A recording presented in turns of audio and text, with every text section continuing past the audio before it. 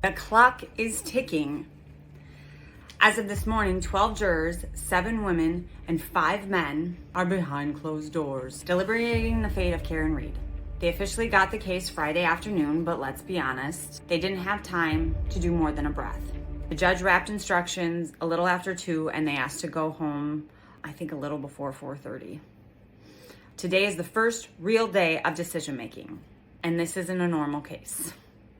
This is a case where the evidence doesn't line up, where the government's story keeps shifting, where phones disappeared, stories changed, and a man's body was left to die in the snow. So what happens now? If the jury reaches a verdict quickly, we could hear something as early as today or tomorrow morning. That would probably mean good news for Karen Read. If they're still out by Wednesday or Thursday, that's when things get a little murky, because the last jury couldn't agree either. It ended in a mistrial after 5 days of deliberation. Here is what my AI is decoding and following the pattern of cases like this. What the jury might be thinking right now, she's getting somewhere near a 9-3 split, leaning not guilty on at least one key count, especially if there's serious doubt around timelines or emotional credibility. Another chunk, like the 3 to 5 jurors, is still holding firm on guilty, unwilling to let go of the possibility she did it. And then there's the usual 1 to 2 swing jurors locked in the middle. They're cautious, torn, and afraid of tipping the scales the wrong way. Now again, this is just AI dissecting patterns. They're probably hovering between 9-3 not guilty or a 7-5 not guilty, with a minority refusing to bend because their instinct is stronger than uncertainty. Why this split makes sense right now. In most hung juries, you don't tend to see a 6-6 split. There's typically a clear majority leaning one way.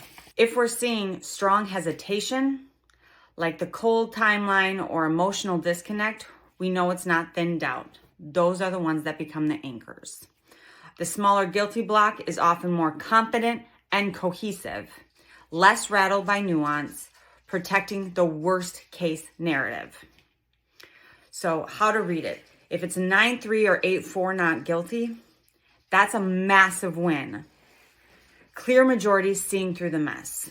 A 7-5 split means it's tight, but they're still edging towards an acquittal. If it's a 6-5, that's gridlock, deep division, a total stallment.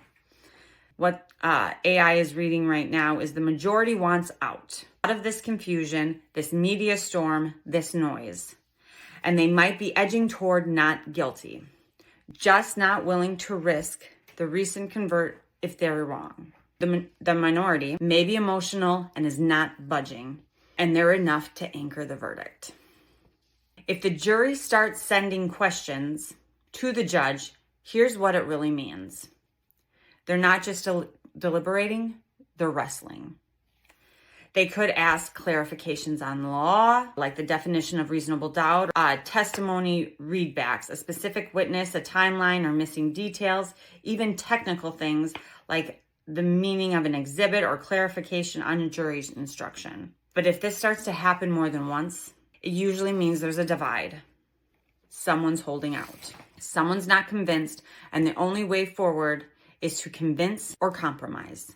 That's why lawyers watch these questions like hawks, because they review the cracks in the jury room.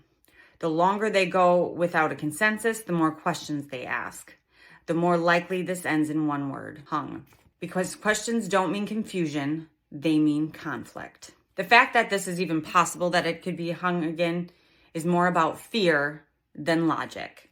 It says people are terrified of getting it wrong, of being the one juror who let a killer walk, because the media machine, the DA's pressure, and the courtroom theater twisted the narrative just enough to plant guilt by vibe and not by fact. This case is a test, not just on guilt or innocence, but of who the system protects when it thinks no one is watching. But we're watching. Follow me. I will be giving quick updates. I'll be watching today like a hawk while I do work, and I'll just give quick updates of if anything happens throughout the verdict deliberations. And then the second the verdict hits, I will go live and we can kind of discuss some of the doubts. Hopefully the verdict will be today, because that would be good news. And we'll rip apart everything line by line, because the jury might be divided, but we see the pattern.